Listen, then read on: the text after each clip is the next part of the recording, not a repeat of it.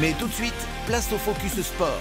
Cette semaine, un point complet sur l'une des catégories les plus abordables en course automobile, la Lamera Cup.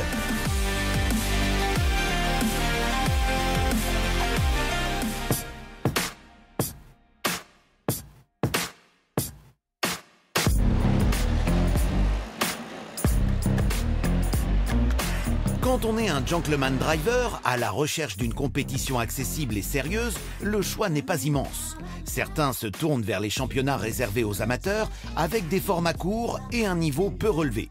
D'autres s'engagent dans les séries FIA qui intègrent les réglementations Pro-Am, mais on parle alors de budget important. La meilleure alternative à l'heure actuelle reste peut-être la Lamera Cup.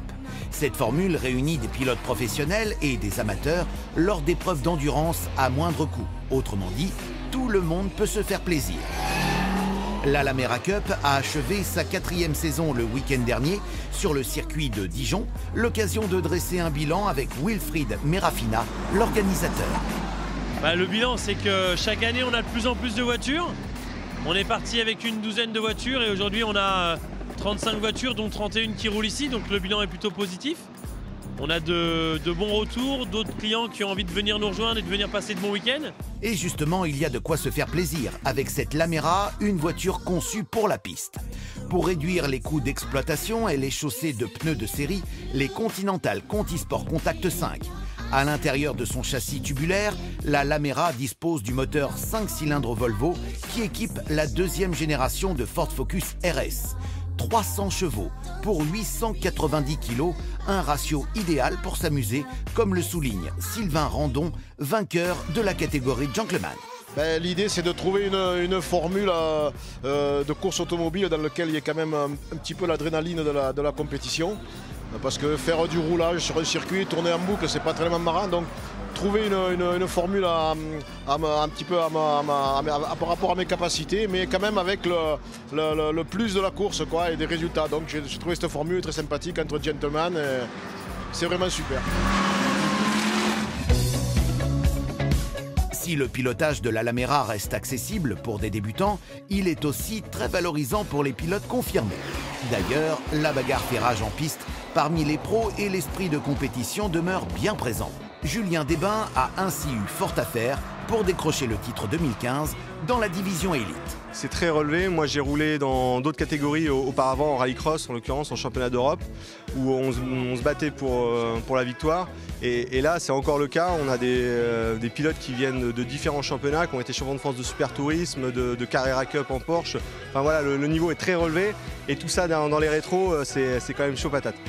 L'exploit de la Lamera Cup tient dans ce mélange entre les niveaux de pilotage au sein d'une ambiance conviviale. La présence des pilotes élites élève le niveau général et donne une vraie crédibilité au championnat. D'un autre côté, l'engagement de Gentleman Drivers contribue à conserver une formule accessible dans laquelle chacun y trouve son compte. Quel est le secret pour faire cohabiter tout ce petit monde? Je pense qu'il n'y a pas vraiment de secret. On a des pilotes à qui on explique à chaque briefing que c'est aux pilotes confirmés de faire attention aux gentlemen et on explique quand même aux gentlemen de se méfier des pilotes confirmés.